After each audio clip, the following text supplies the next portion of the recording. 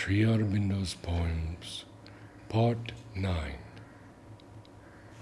Seasons.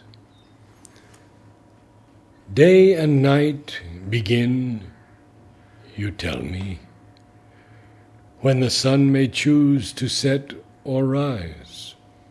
Well, it may be, but for me their changing is determined only by her eyes. Summer, spring, the fruitless winter hinge, you say, upon the heavenly sun? Oh,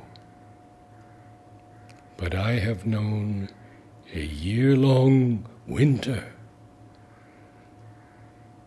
Spring was by her careless smiles begun.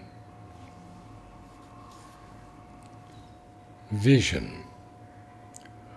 Who art thou that roamest over mountains dim, in the haunts of evening, sister of the gleam? Whiter than the jasmines, roses dream of thee, softly with the violets, how thine eyes agree. As thy raven tresses, night is not so black, from thy moon-bright shoulders, floating dimly back. Feet upon the hilltops, lilies of delight, with their far-off radiance, tinge the evening bright. In the vesper calmness, lightly like a dove, with thy careless eyelids, confident of love, as of old thou comest down the mountains far, smiling from what gardens, glowing from what star, racing from the hilltops like a brilliant stream, burning in the valleys, marble bright of limb, singing in the orchards when the shadows fall, with thy crooning anklets to my heart that call by the darkening window like a slender fire, with the night behind thee, daughter of desire.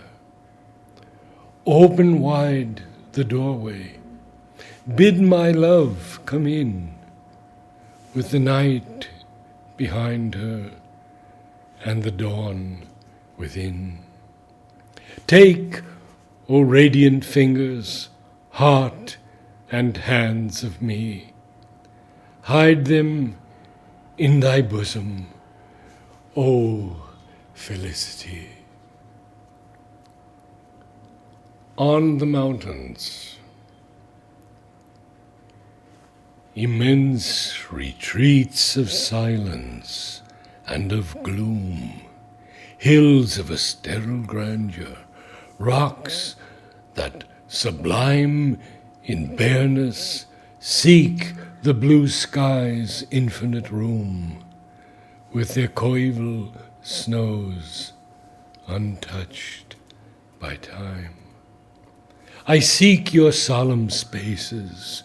Let me at last, forgotten of thought, through days immemorable, voiceless and needless, keep your refuge vast, growing into the peace in which I dwell.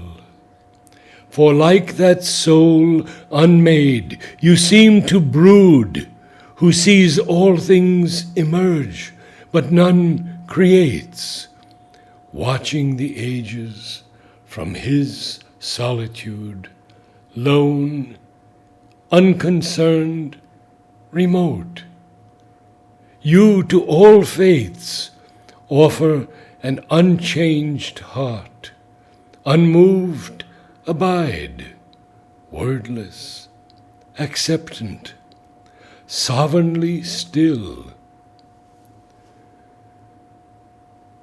There is a soul in us, as silent, wide, mere, uncreative, imperturbable.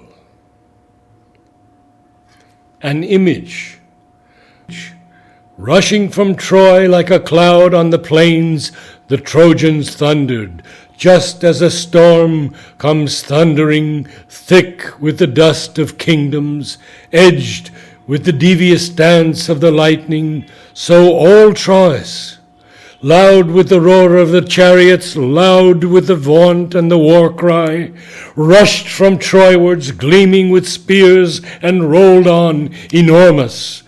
Joyous as ever Paris led them, glancing in armor, brilliant with gold like a bridegroom, playing with death and the battle, even as apart in his chamber he played with his beautiful Helen. Touching her body, rejoiced with a low and lyrical laughter. So he laughed as he smote his foeman.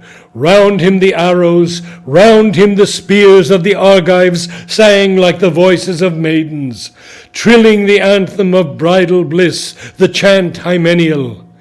Round him the warriors fell like flowers strewn at a bridal, red with the beauty of blood.